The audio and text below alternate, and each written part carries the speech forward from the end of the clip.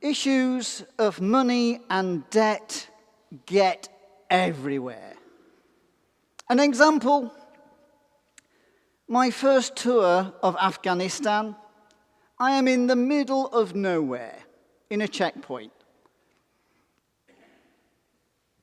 Yeah, middle of nowhere. I probably could give you the north and westerly coordinates, but I won't bore you with that. Fortunately, I did have some communication. They had a satellite phone. And I had a very brief conversation with Jacqueline, because as normal, things weren't going well in the office. Basically, small rounds fire, mortars, and one or two other things. But she slightly overpaid a bill. And the people wouldn't talk to her because the account was in my name. Could I sort it out? It's one of those yes dear moments. Yeah, most husbands will understand that. Yeah, yes dear. Now, fortunately, I was being filmed for a television program, and just as a heads up, Father Wynne, the television makes you look taller.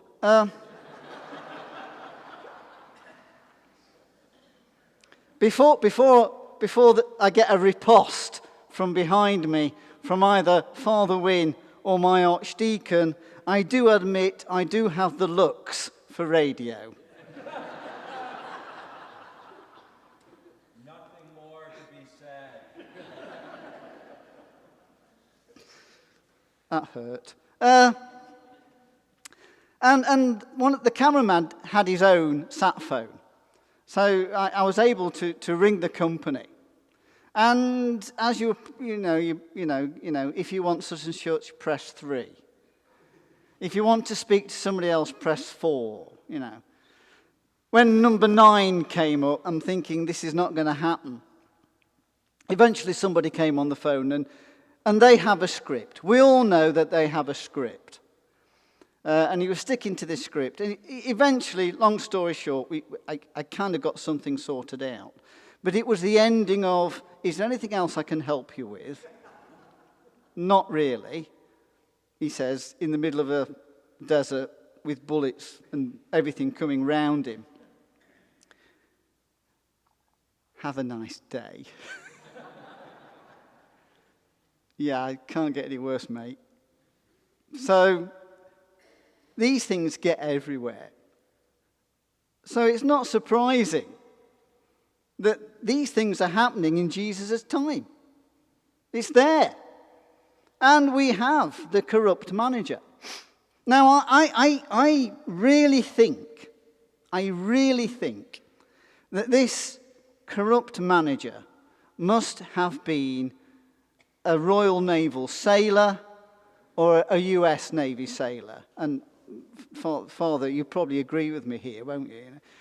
The reason I say that is it's when you speak with them, you'll say something like, whatever made you think that was a good idea at the time? And what have you learnt from this? And they'll look you in the eye and they say, well, don't get caught. And you think, no, that's not what I'm after, really.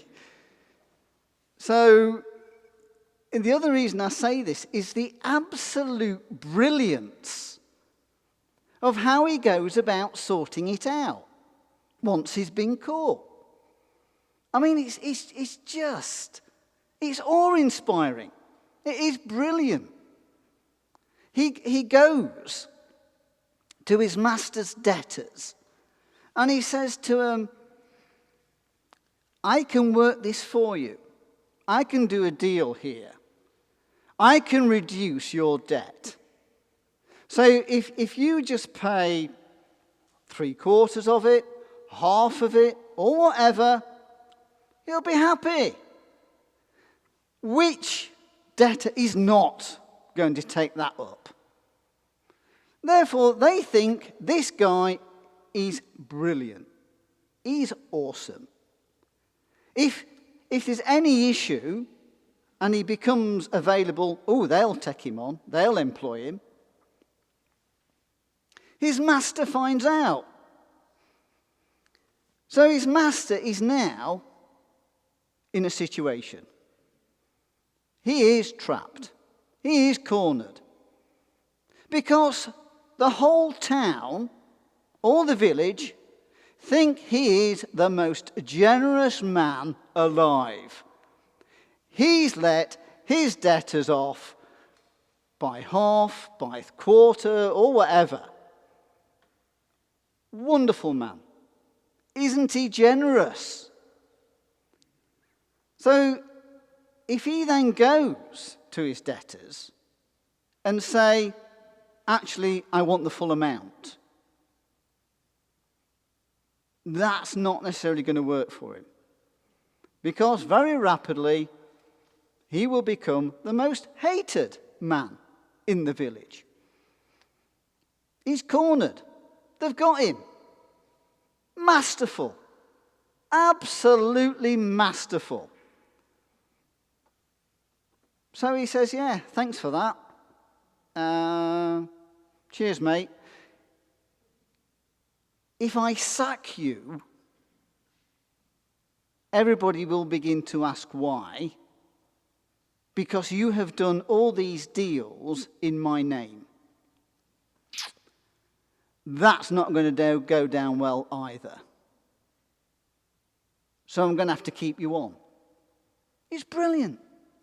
It was absolutely brilliant. In fact, you think, yeah, I could see that working. And then I remember I am actually married to Jacqueline. And I'm going, no, it won't. She'll see through that. No, index. It won't get past the first hurdle. So I think, yeah, I might as well chuck that into touch. But for this guy, it worked. But why was Jesus going down this line? Why did he tell this story? I mean, what was his aim? So we then move on a little bit about, and I think it's quite complex, but it is about how you can attain wealth, and it might almost be dishonest wealth, which may be bad, but it might be good. And you think, okay, right, I might be able to work with that one, possibly.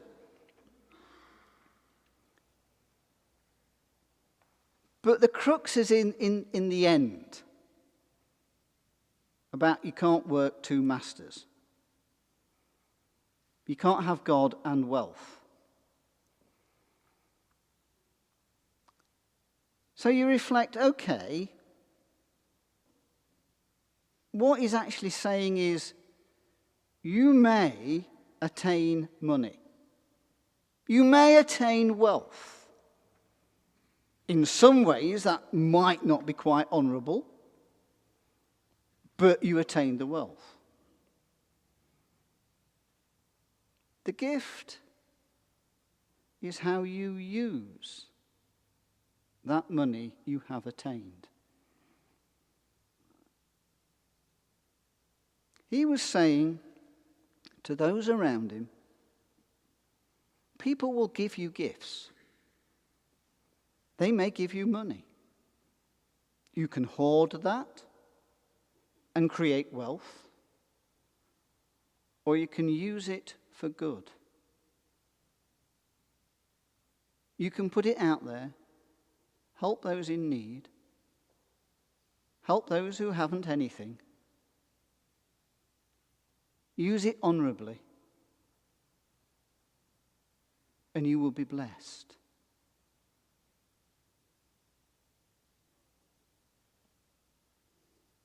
Awesome. Wonderful. And then you come to the bit, or I usually come to the bit, well, what does that mean or say for us today? What's it saying? And, you know, you come to this bit and you think, right, I will try and come up with something deeply profound, that will show my deep reading, especially since my archdeacon is here.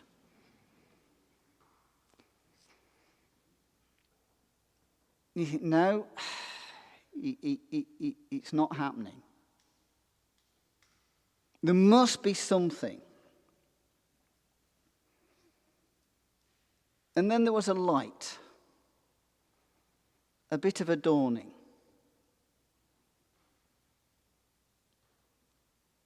Because what I have seen is that you are practicing this already.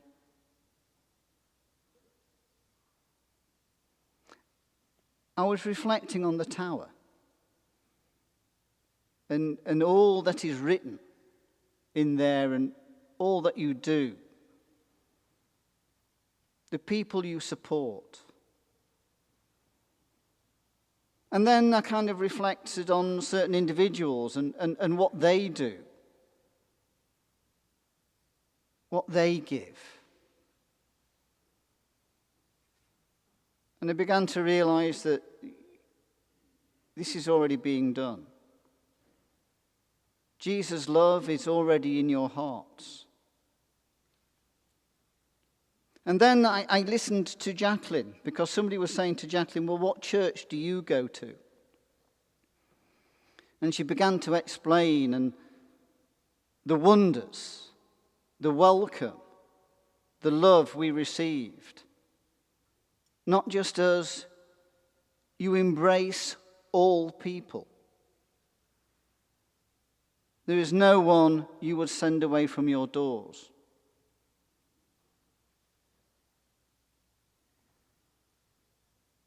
And that's the bit of where I have got nothing profound to say, but such to receive. To look at you all, and especially kind of Father Wynne, Jess and Mother Sue, that what you all undertake, the support you give each other, there is Jesus' love in your hearts. So all really is to accept that grace and gift that you give to others and to myself, and to say, God bless you. God bless you all. May you continue in that love of Jesus Christ and continue his work here in this area to all whom you meet. God bless you.